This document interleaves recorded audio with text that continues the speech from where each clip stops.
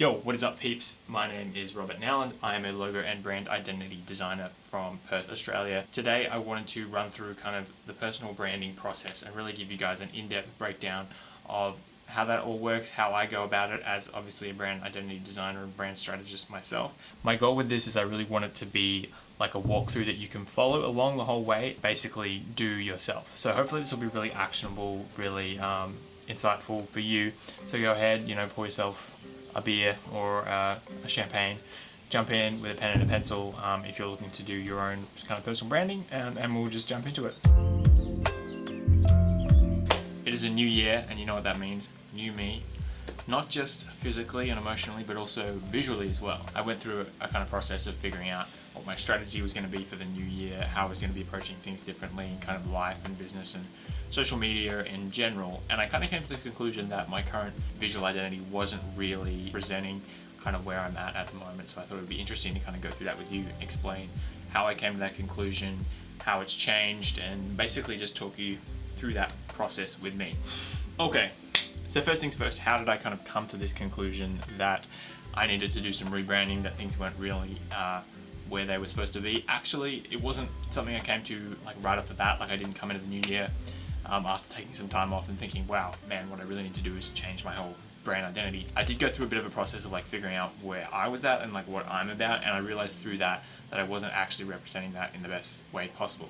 I actually kind of did resist the idea of coming up with a new logo because I was like, people know me for the current logo, and I'm not really a huge fan of like changing logos just for the sake of it, because I realized that actually my current branding, there wasn't actually that much depth to it, and I wasn't really using it to its fullest extent, if that makes sense, and I was being a bit of a hypocrite in the fact that I'm this designer designing for brands and I'm not really applying those same things to myself. So I felt like it was about time to take that on, especially considering as when I did my original rebranding, that was quite a while ago when I was first kind of getting into design.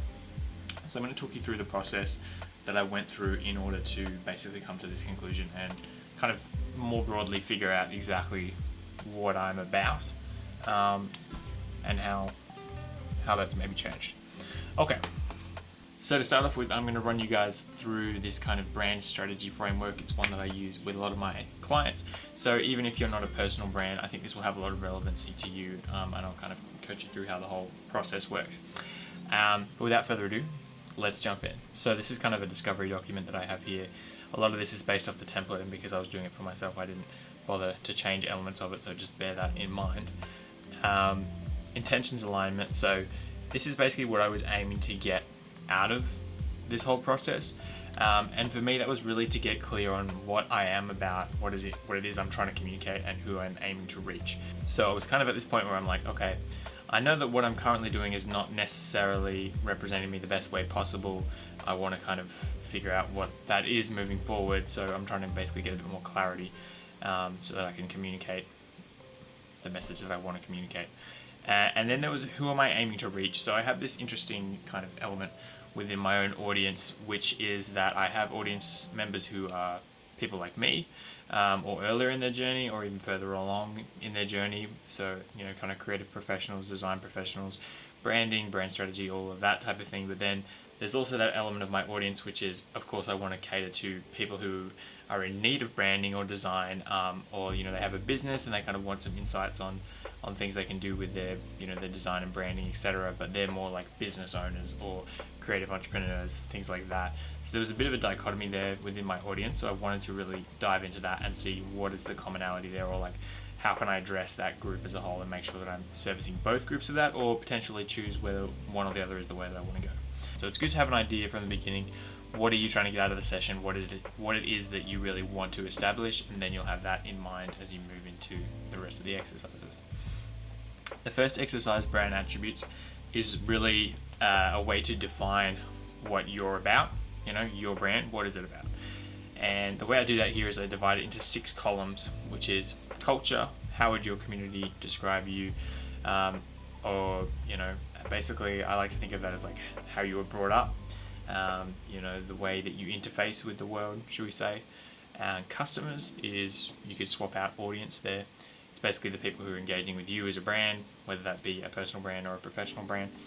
Voice is your personality, it's how you sound, so it's how you express yourself as a brand.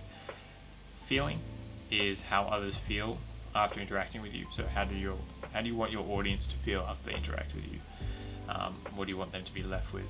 Impact is the tangible impact that you deliver to your audience members or your customers.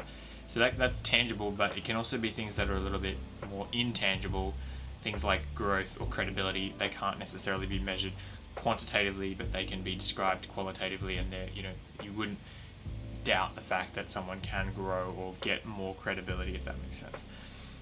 X factor is how are we different from others? How are you different from other people?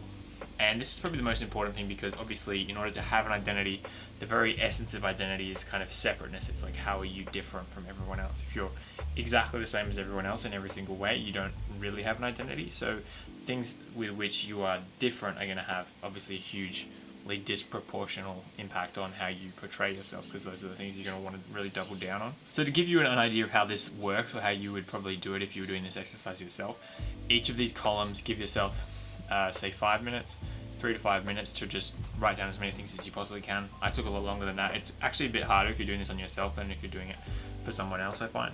Or if you're doing this in a group, then you can kind of have extra people have input this. So this is kind of a good time if you've got a friend or a family member who knows you quite well, or you know if you're doing this for a brand, who knows your brand quite well, then have them chime in, and it makes the process a lot easier.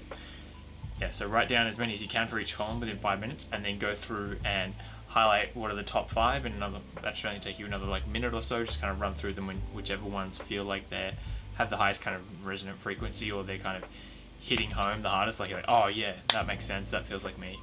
Highlight them, do that for each one, and then go through and pick one of those, say 5 or 6 in each column, that is kind of the highest priority, feels like the most true to you. So you can see here in culture I had creative. So obviously for me, I was raised to be very creative. It's just kind of the way I roll. Customers, I had trailblazers. So the idea behind trailblazers was like people that kind of go their own path. They're not afraid to deviate from the norms of society, shall we say. And yeah, just kind of make things happen, I guess. Voice is original. So, I'm trying to say things that other people aren't saying, or do things in a different way, just kind of be original. And feeling is how you want people to feel after interacting with you. So empowered was the key one there. I also had inspired, which was another good one. So, empowered, I want people to feel like they can take matters into their own hands. I want them to feel like, maybe there's things that they can do, or inspired as well, like, they're really ready to take action. Impact, I had realizing their vision. So that's particularly for brands that I work with. I really want to help them realize their vision for what the brand is about, but also personal brands, designers and stuff, they kind of have a vision of what they want, so I'm going to help them get that as well. And then your X factor, this was an interesting one which I didn't expect, and that was courageous. So I think what sets me apart, like in terms of my ideas, I have a lot of ideas that are quite radical. I approach things in a very different way, and I try not to kind of blend into mediocrity, shall we say. But yeah, courageous, and as well, the people that I work with, a lot of those who I've found have got along with the best of those who are really trying to do something different. They're trying to make interesting things happen, and they're not afraid to really take a different path to everyone else. This kind of courage in standing out, putting your neck on the line, because it's much easier to sort of just go in the slipstream that people expect of you, shall we say. Now, this goes into a brand statement, which is just a really, really easy way to package what you are as a brand for internal use. I wouldn't use this as like a slogan or anything, because it's just way too long, but it's really easy to remember for you, and kind of gives you an idea of like how you should act as a brand, or whenever you're trying to make a decision. It's just really easy to call that to mind, and then you can use that. So Robert Nowland provides branding service to trailblazing customers in a creative culture with an original voice, helping them feel empowered and realizing their vision. X factor is courage. There you go. Now, customer profiles. Customer profiles are really handy to understand who your audience is, obviously, because any brand, both personal and professional, you really need to have an idea of who your customers are going to be. So it's really helpful to define them, and then you can use these customer profiles moving forward as a way to sort of make decisions like, is this what Jenny would want? Based upon what we've identified about Jenny, you can kind of figure that out. It's just a really handy resource to have. the way that I kind of split this up for me is because a lot of my audience they're younger creatives, they're designers who are not necessarily younger, like that's not really fair. They're, should we say, earlier in their journey as a designer or a creative, and they're looking to basically make a good run of it, and they're trying to get into it, break into the field a little bit more, get some more experience, and just like learn a whole bunch. So that I had that as aspiring creators, and then I have designers, so people in a very similar position to me, people who are already in the design industry at some level or another, and they're looking to take it to the next level to kind of grow. So there's a big portion of that. And the nice thing about people in that position is because I'm in a similar position to them, I have a lot of rapport with them, and I can sort of show them the struggles that I'm going through in real time, and how I'm dealing with them. And of course, aspiring creatives, I kind of have, I can say to them, look, like I was there as well. I know how to get from A to B. So it's, hopefully hugely valuable to them. And then creative entrepreneurs, for me, that's the kind of people I'm targeting. It's almost like me in the future if I had have gone the entrepreneur route rather than the design route, then I might be in a position to hire me as I exist in this universe, should we say. So that can be a way to think about it sometimes, is like people, you earlier in your journey, you where you are now, and like you in the future, or something like that. Like you might think, oh, what do I have to give to me in the future? Potentially you in the future is looking for that same spark and hustle and innovative thinking that someone younger has, for example, or whatever it might be, something along those lines. Or you could have like your current customers, your ideal customers, things. There's a lot of different ways to kind of figure out who your audience is, but it's good to kind of identify sort of 2 to 3 different distinct groups or archetypes that you can give them. Next up, so this is just to give you an example of like how I kind of instigate this whole framework. We start with demographics, so that's just very basic things, describing them exactly as they are, kind of in a very plain, mundane sort of fashion. What do they do? Where do they live? How much do they earn? What kind of brands do they buy? Basic stuff. Then the story, that's basically like, where are they at in their journey at the moment? What led them to where they are? And then like kind of where are they looking to go is how I would basically describe that.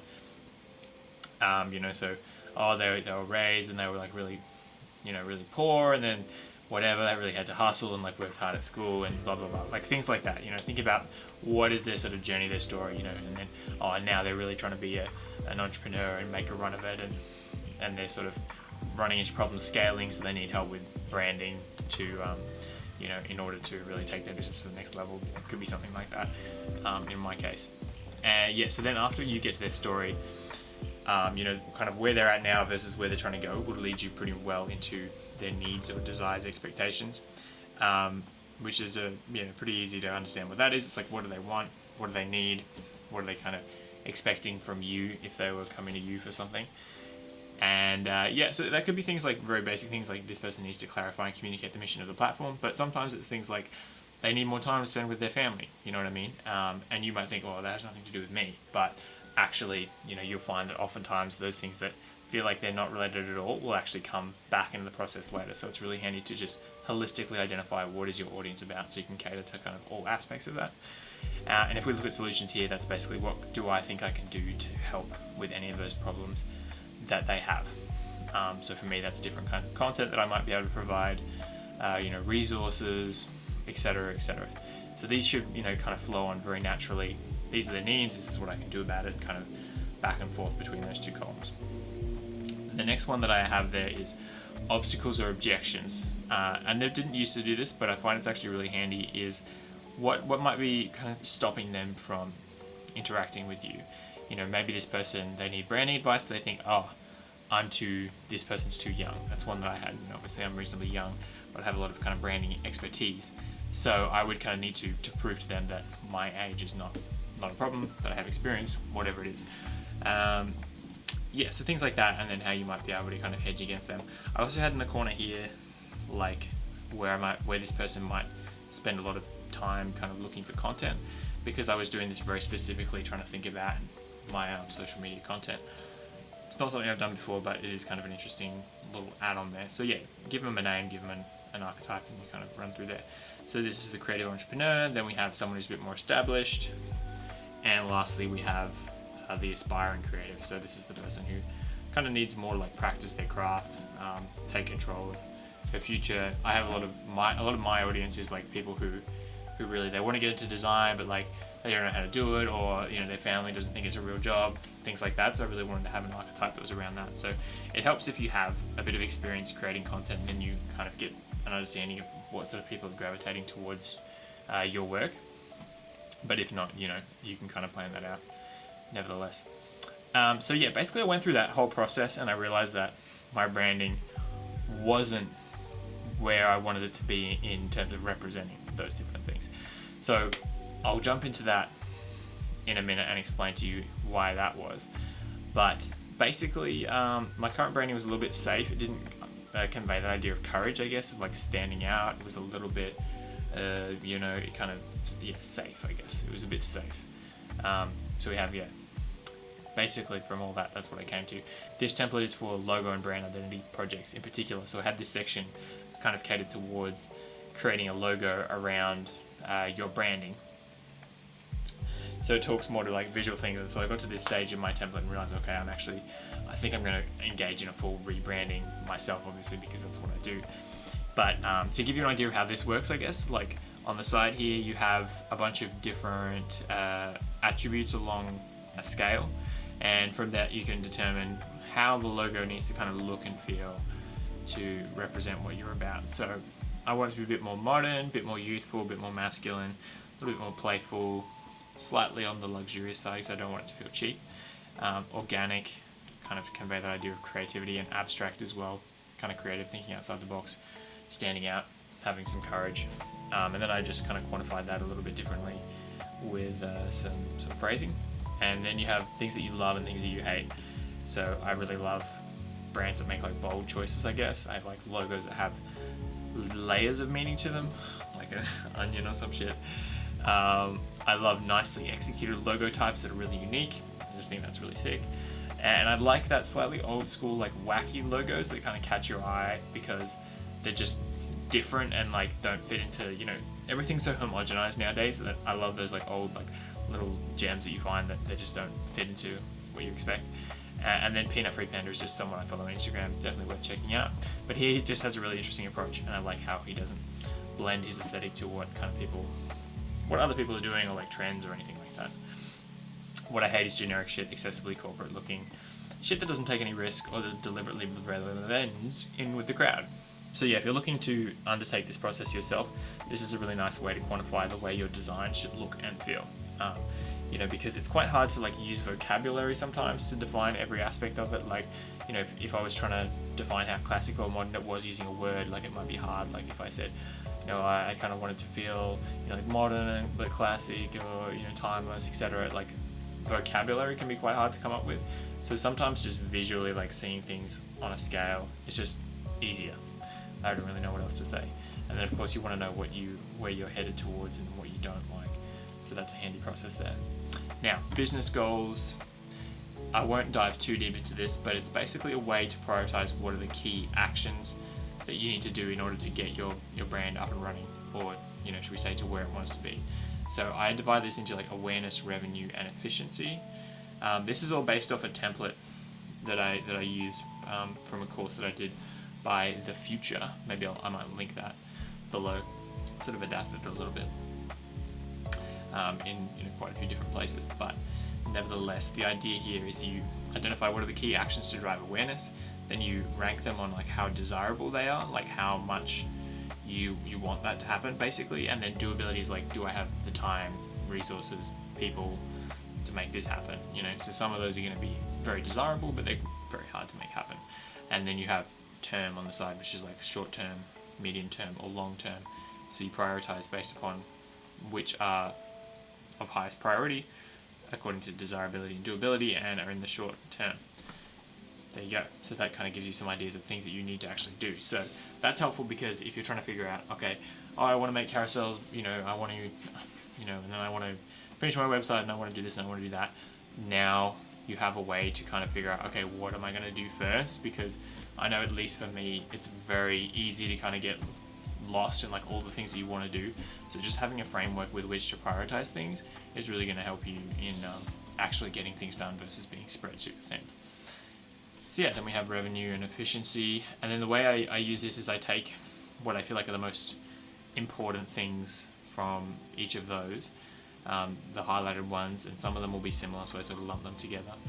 And then I take the key user needs. So when you're doing the user profile exercise, it's helpful to kind of highlight what are the key user needs. And then, yeah, you put key user needs and you put your kind of key goals or actions.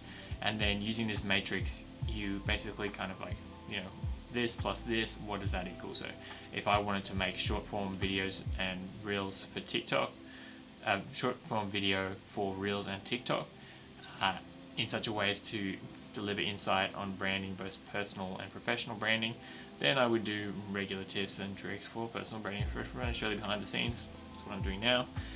Stuff like that. So now you have a whole bunch of ideas as to how you can actually execute this, because when you think about branding, it's a lot more than just your logo or the way you look visually. Your branding is kind of the sum total of everyone's ideas or thoughts and opinions about you.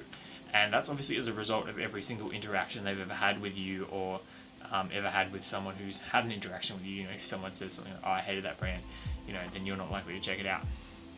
Now, in order for that to be as effective as possible, you really need to architect all the different ways in which people are going to be interacting with your brand. And that's where this comes in, where now suddenly all of these ideas are coming out as to, okay, here's what I need to do, here's how I can make sure that it's going to, really meet what the audience needs of me, and then you're just going to make sure that everyone has the best possible experience with your brand that they can. And it's just a really good brainstorming exercise. Like, a lot of interesting things will come up here that you didn't expect, especially by combining some different things that you wouldn't kind of traditionally expect to. Now, impact narratives is basically plotting your user's experience with your brand over time, and the reason that we do that is so that these are not, by the way, if I go back up, whoa, those are not, they're from a different project. So the reason we do that, obviously, so the reason that we would do that, so the purpose behind this is we're making sure that throughout the whole user journey, all the way from the first time they see you to they're really a deep advocate for your brand, that we're like guiding them through that whole process. And there's kind of I don't want to say like a funnel, or like there's like a ladder. They can engage with you deeply, and you're actually meeting the needs that are going to make them deep advocates for your brand, because that's not necessarily going to happen unless you're really deliberate about it, right? So what's going to make them discover your brand? How do they find you? Like, what's kind of the first little thing? You make a piece of content here or there, it goes viral, whatever, friend tells you about them. Engage, what makes them kind of interested? Why do they decide to sort of jump in on your brand a little bit? And then act.